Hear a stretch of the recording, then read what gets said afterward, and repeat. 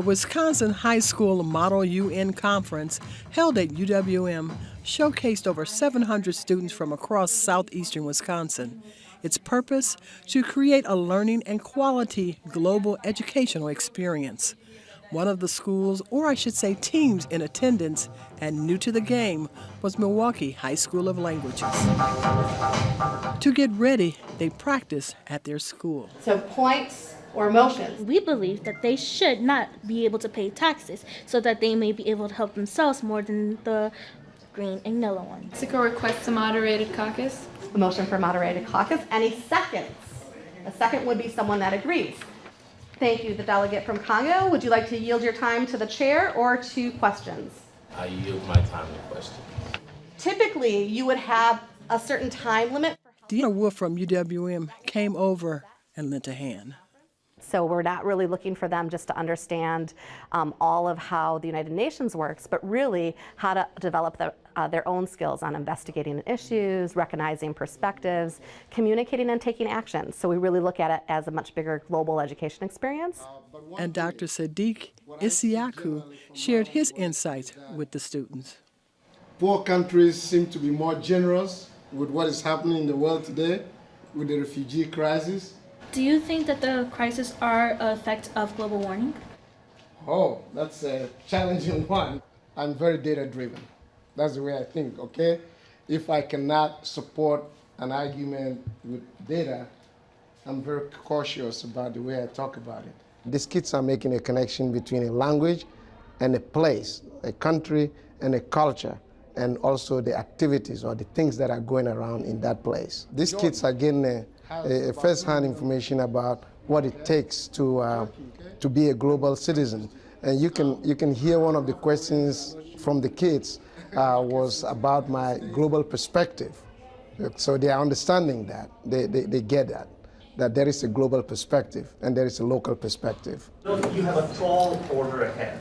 You're going to solve the world's pressing crises in the next 2 days, debating them, passing resolutions, and hopefully solving some of them. So with their coach Milton Bond, the women of Delta Sigma Theta who were leading this project, and with their new knowledge, they joined other young people to discuss and defend issues of the country they were to represent. They represented Cambodia in this 2-day Model UN conference, which took place just days before the attack on Brussels in Belgium. India would like to know if they'd be willing to compromise on certain issues of the death penalty in order to more fit the world's view of the death penalty, such as restrictions as to its use, so that the world can be in more consensus as to the death penalty. Just as in the UN, the Model UN representatives came together to discuss policies they had researched. They went into committee, presented their position, and defended it.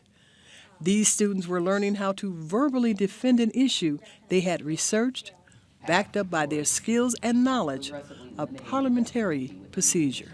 When I first came, I didn't talk as much, and then I saw other people engaged in the conversation, and it made me want to join in.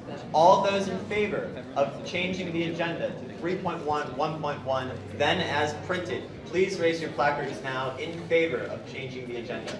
You guys can speak. Cambodia, right? Cambodia wishes to extend the Q&A. I thought everyone was going to be really, really good at this, and I was going to be the only one that really was a first year. But there were a lot of people who haven't done this before, and it's really nice to kind of come together as a sort of one team, and we're all here for some of the same reasons. Like, I could have written a resolution by myself, but that wouldn't have gotten anything. That would have gotten anywhere. Also, always speak up. Like, do not be afraid to voice your opinion, because that is probably the #1 thing that most people are afraid to do. Resolution 3.1 is a very important compromise on the issue of the death penalty. It received very widespread support in both the subcommittee and in the main committee, and would be relatively easy to pass through the General Assembly and open debate for further and more controversial issues. The fact that the United States does the death penalty and many other nations don't, it's kind of like we're stuck in the past and other countries are far ahead of us. When we first started, I know like a lot of us were shy, and I know like some of us were not even a shy person, even at school, but we still were shy coming in. I feel like it opened us up to different people and to see like, you know, what we wanted to be in life, or like if this was an experience we wanted to keep. I've learned that like first world, second world, and third world countries can have the same topic but be totally different because of their economic differences. I learned that a lot of countries have different views on just one topic, and it's hard to compromise sometimes. I'm very proud of them. They were a little nervous, some were a little excited, but they're grateful to be here. They're meeting new friends. They're having a great experience. They're learning about issues that affect the countries throughout the world, and it gives them a global perspective. They feel like now that they can speak more about issues that affect different communities in different countries more with ease.